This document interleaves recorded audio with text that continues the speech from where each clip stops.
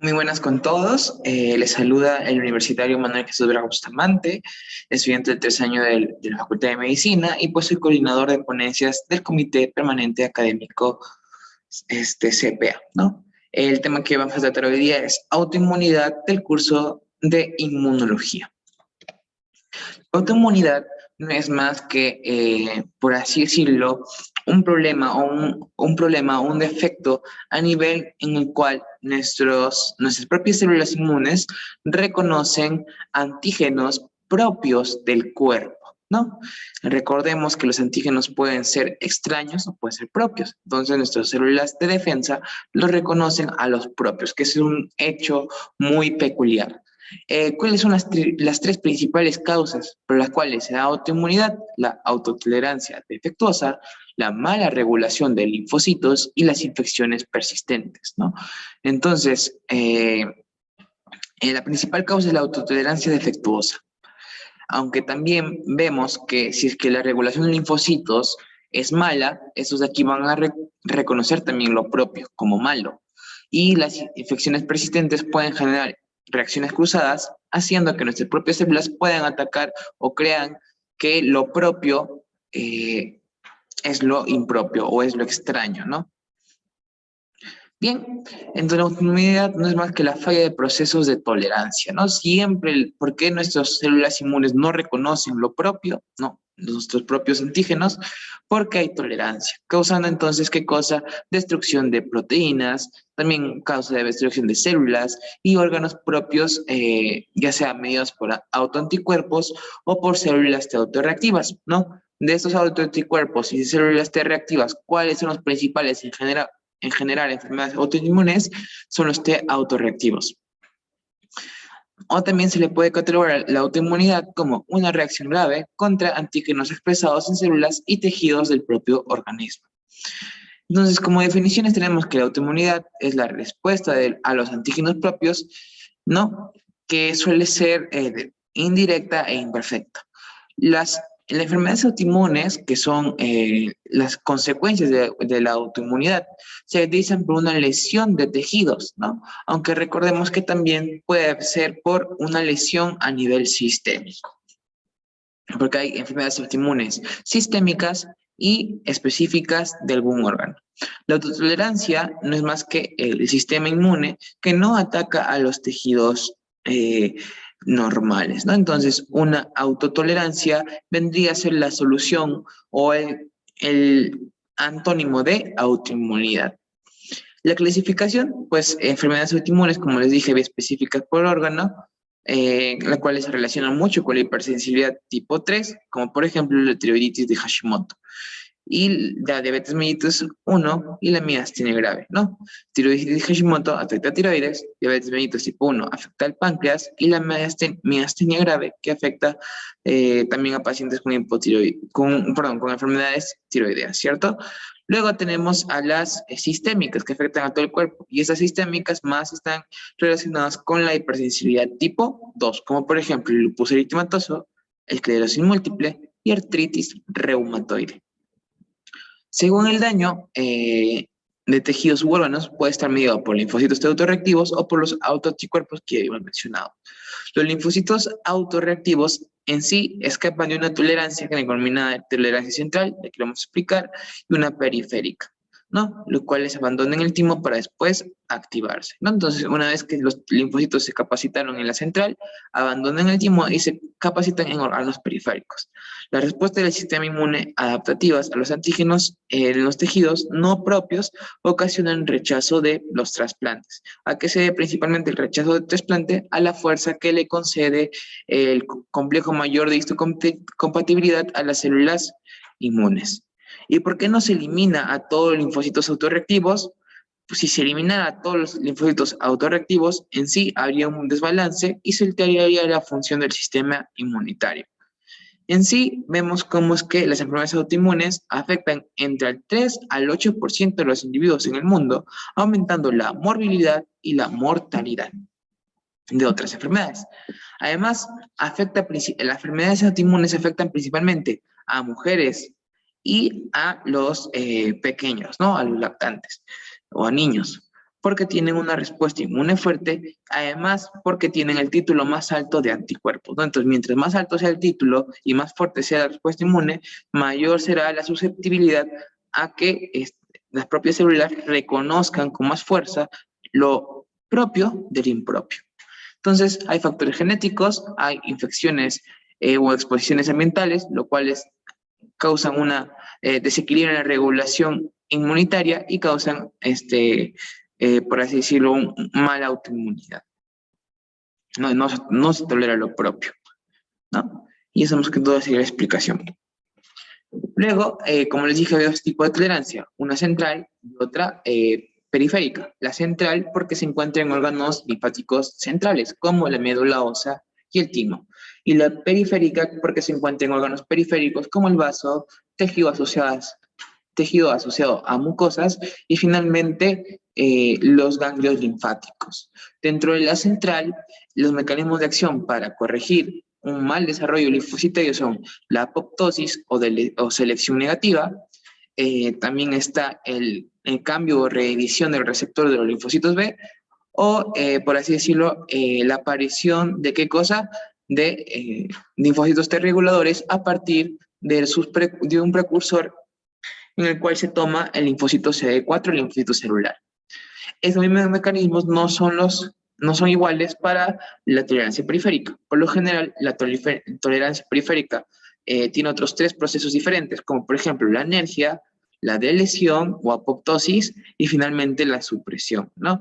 La anergia no es más que la inactivación, ¿cierto?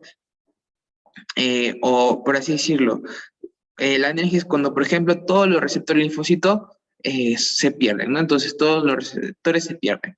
La supresión es cuando se inhibe las funciones del linfocito a través de la célula T reguladora que se forma en la tolerancia central. Y si no hay ninguna solución, se produce la apoptosis o eliminación. En este cuadro también podemos ver los tipos de enfermedades autoinmunitarias y vemos que según su proporción las mujeres son las más afectadas, a excepción de algunas enfermedades como por ejemplo la colitis ulcerosa que afecta por igual tanto mujeres como hombres. O también podemos hablar de la miocarditis autoinmunitaria que afecta principalmente a los hombres. Frente a la distinción de lo propio, como bien dijimos, hay 2 tipos de tolerancia, la central y la periférica. En la central vemos que se encuentra con el antígeno, hay una concentración elevada y constante también del mismo, y el antígeno, ante la falta de señales coestimuladoras, por así decirlo, también puede ser reconocido por nuestras propias células, ¿no? Entonces, estas son las 3 principales causas de la tolerancia periférica.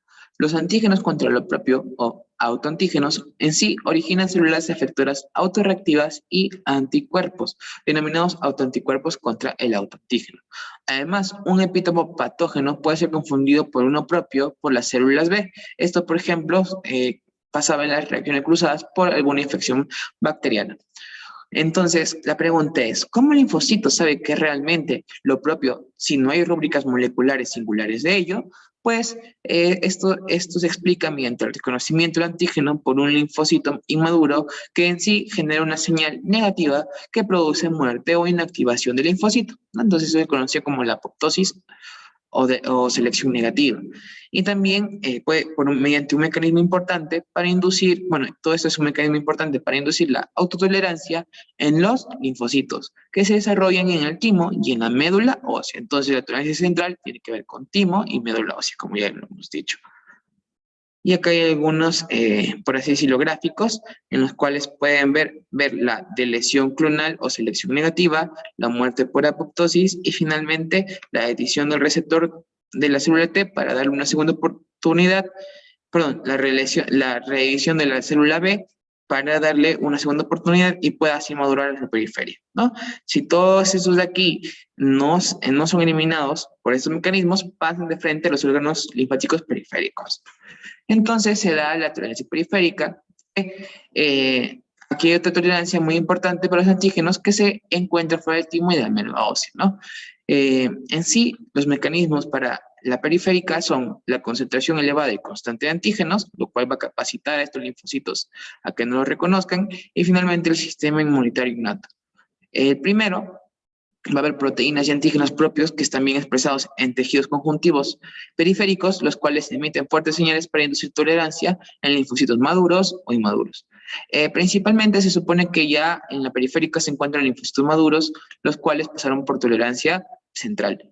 Luego, también se le informa al sistema adaptativo para que genere una respuesta inmunitaria a la infección, y esto se debe gracias a la acción del innato. Entonces, aquí no interviene la médula ósea ni la médula ósea ni el timo, sino los tejidos que les dije, ¿no? Vaso, tejidos asociados a mucosas o malta, y finalmente los ganglios linfáticos.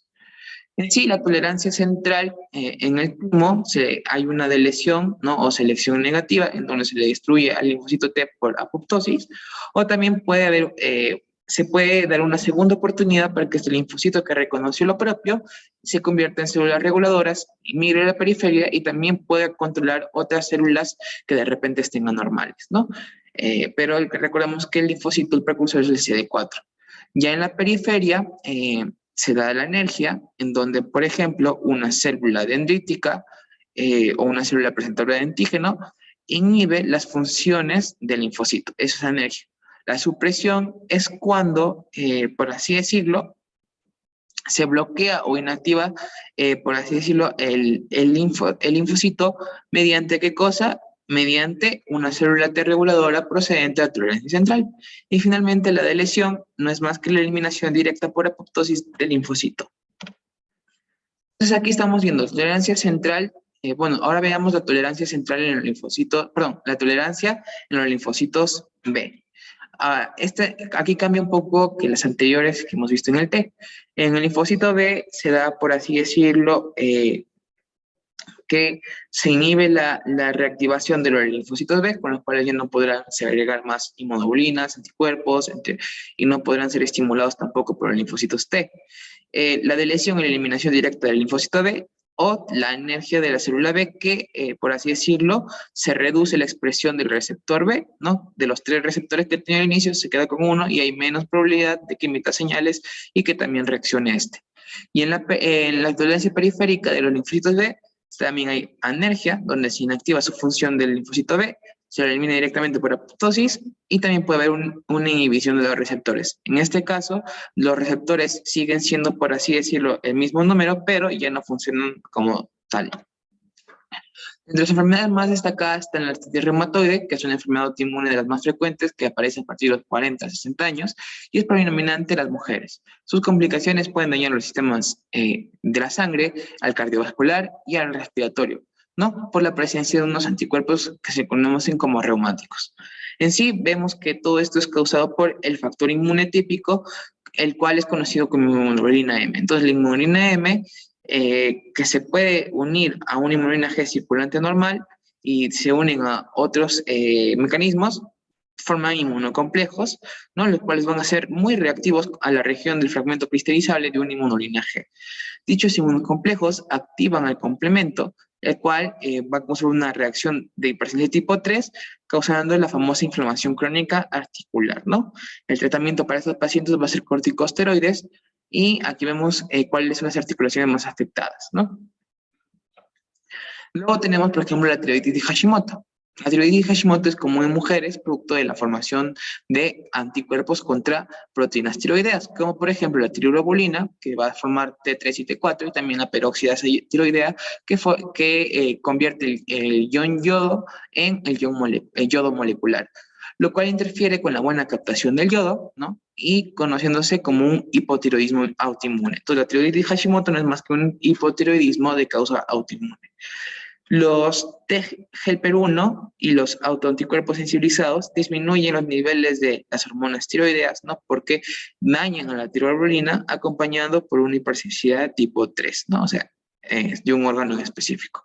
Inflamando la tiroides por acción de linfocitos, macrófagos y plasmocitos. Es tanta la inflamación mediada por estas células que van a generar la inflamación de la tiroides, que se le conoce comúnmente como bocio, que también va acompañado por folículos linfocíticos, ¿no? Lo más frecuente es que se presente un eutiroidismo y después le sigue el famoso hipotiroidismo, que lo más raro es que sea de causa autoinmune, generando toda esta sintomatología como vemos en el cuadro de acá.